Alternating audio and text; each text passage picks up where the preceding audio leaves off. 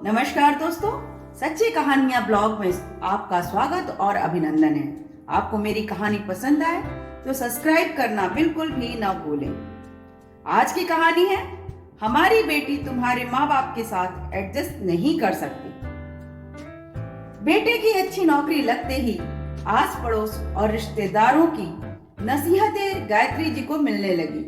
देखो, नौकरी वाले लड़के की कोई गारंटी नहीं है। इससे पहले कि किसी गैर धर्म की लड़की को ब्याह लाए, उससे पहले अपनी पसंद की लड़की देखना शुरू कर दो। इसी कश्मकश के बीच बिरादरी में बहू की तलाश शुरू कर दी गायत्री जी ने, लेकिन एक शर्त रख दी थी कि लड़की पैसे वाले खानदान की ही होनी चाहिए। गायत्री जी की तलाश सफल भी हुई। किसी रिश्तेदार ने उन्हें मोहिनी का रिश्ता सुझाया, जो गायत्री जी ने अपने बेटे से कहा, देख बेटा यश, अगर तू यहाँ शादी कर लेता है तो तेरा ससुर अपना पैसा लगाकर तेरे लिए नया बिजनेस खड़ा कर देगा, नहीं तो अपने पापा की तरह जिंदगी भर नौकरी ही करता रहेगा। तेरे पापा सरकारी नौकरी पर मजाल है कि 1 रुपए की भी हेरा फेरी की हो, जबकि उनके नीचे काम करने वाले लोगों ने अपने बड़े बड़े आवास बना लिए हैं। मगर यह ठहरे राजा हरिश्चंद्र की औलाद। हमारी पूरी जिंदगी एडजस्ट करते करते छोटे से फ्लैट में ही बीत रही है। पर माँ, जीवन में पैसा ही सब कुछ नहीं होता है। मुझे आगे बढ़ने के लिए किसी के अनुदान की जरूरत नहीं है। मुझे अपनी मेहनत और आप लोगों के आशीर्वाद पर पूरा भरोसा है। और वैसे भी माँ, मुझे शादी की कोई जल्दी नहीं है। अभी अभी तो नौकरी लगी है। बेटे की बात गायत्री जी को बुरी लगी। वह चिढ़कर बोली, मैंने सोचा था बेटा बड़ा हो गया है, MBA करके बड़ा बिजनेस करेगा, घर में नौकर चाकर होंगे, सुख भोगूंगी, पर यह तो अपने पापा की तरह खुददारी पर लगा है। अरे गायत्री जी, पैसे के लिए बेटे को कहीं भी रिश्ता मत कर दीजिएगा। मेरी बहन शीला की ननद की बेटी जैसी लड़की ही अच्छी रहेगी। बड़े संस्कार, गुणी, पढ़ी लिखी हुई बच्ची है। गायत्री जी के पति आलोक जी बोले, हाँ, मैं यह समझता हूँ कि यहाँ कुछ भी मिलने वाला नहीं है। यह सुनते ही गायत्री जी का पारा गर्म हो गया। वे छूटते ही बोली, वहां नहीं करेंगे यश का रिश्ता। एक बार मोहिनी और उसके घर वालों से मिल तो ले। अगर लेन देन और लड़की का व्यवहार ठीक लगा तो रिश्ता आगे बढ़ाएंगे।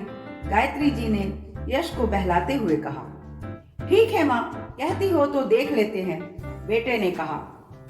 दूसरे दिन सब लड़की देखने पहुंच गए। मोहिनी अपने माँ बाप की इकलौती संतान थी। उसकी परवरिश ऐसी हुई थी कि शादी के बाद ससुराल वाले के संग उसका समायोजन करना मुश्किल था। इसीलिए मोहिनी के माता पिता अपनी बेटी के लिए ऐसे वर की तलाश में थे जो पढ़ा लिखा, खूबसूरत, उसी शहर का रहने वाला, जिन पर सिर्फ उनका ही हुक्म चलता रहे। मोहिनी देखने में बहुत खूबसूरत थी।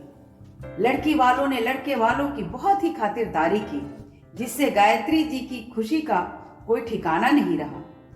वहां तो ढेर सारा दहेज और महंगे सामान की बात चल रही थी, और उधर पहली ही नजर में यश को मोहिनी बहुत पसंद आ जाती है। वह उसे देखता ही रह जाता है और उसके ही ख्यालों में खो जाता है। बेटा, तुम्हारे क्या क्या शौक हैं? गायत्री जी ने मोहिनी से पूछा। मुझे मूवी देखना, शॉपिंग करना, आउटिंग करने का बहुत ही शौक है, मोहिनी बोली। अरे वाह, हमारे यश को भी मूवी देखना, नई नई जगह पे घूमना बहुत पसंद है, गायत्री जी बोली। शादी पर हम अपनी बेटी की एक बंगला और एक कार गिफ्ट देंगे, मोहिनी के पिताजी ने कहा।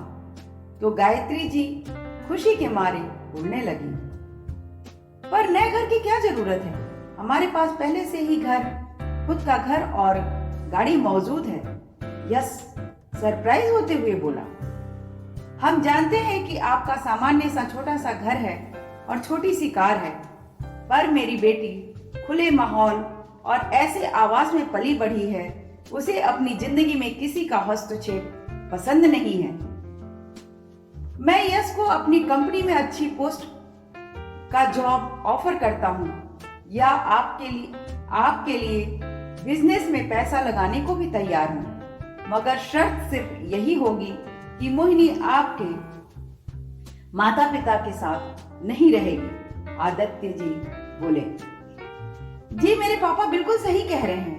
बिना किसी जवाब के, बिना किसी रोक टोक के, बिना किसी पाबंदी के बड़े आराम से, शांति से हम उस आवास में रहेंगे, मोहिनी बोली। गायत्री जी को लगा मानो उनके शरीर का खून किसी ने खींच लिया हो। उसी समय यश तुरंत दौड़े दौड़े हाथ में मकान का कागज लेकर उन्हें वापस करता हुआ बोला, अंकल जी, फंड की लालच तो मुझे जीवन में कभी थी ही नहीं। कुछ भी हासिल करूंगा अपने बलबूते पर। मैं शादी के लिए अपने माँ बाप को छोड़ दूं, ऐसा नालायक बेटा नहीं हूं। जीवन साथी का चुनाव जीवन का सबसे महत्वपूर्ण फैसला होता है। सिर्फ शौक या रुचियों के मेल खाने से संबंधों में साथ आने के लिए काफी नहीं होता। अपने माँ बाप की वृद्धावस्था का इकलौता सहारा हूं मैं। मेरे माँ पापा ही मेरी जिंदगी हैं। वे मुझे काबिल बनाने के लिए कितने संघर्ष किए हैं, ये मैं ही जानता हूँ। आप लोगों की सोच पर मुझे शर्म आती है। ऐसी सोच रखने वाली लड़की से मैं हरगिज शादी नहीं कर सकता। माफ कीजिएगा, मैं आपकी बेटी से शादी नहीं कर सकता।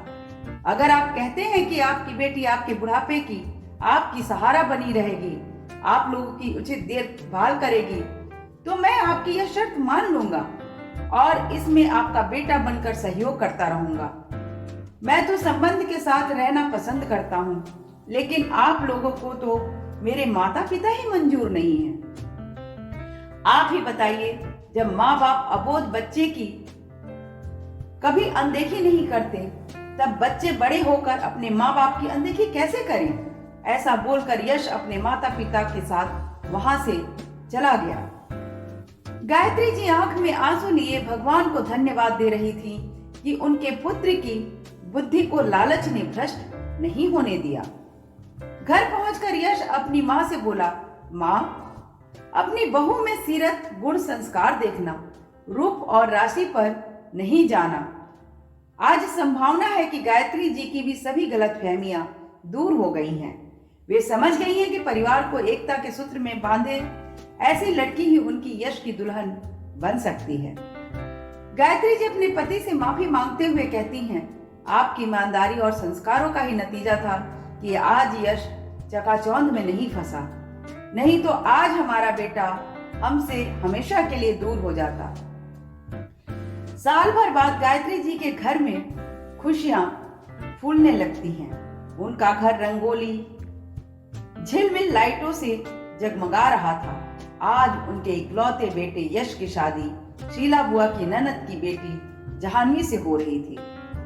दोस्तों, जीवन साथी का चुनाव जीवन का अहम फैसला होता है। शादी में पैसा, जमीन, जायदाद से ज्यादा ऐसे साथी की अहमियत है जो आपका और आपके परिवार का सम्मान करे, मुश्किल के वक्त में साथ दे, रिश्तों की कदर करे। कहानी में व्यक्त की गई राय मेरी व्यक्तिगत विचार हैं। जरूरी नहीं कि ये विचार या राय आप सबका हो। Thank you guys.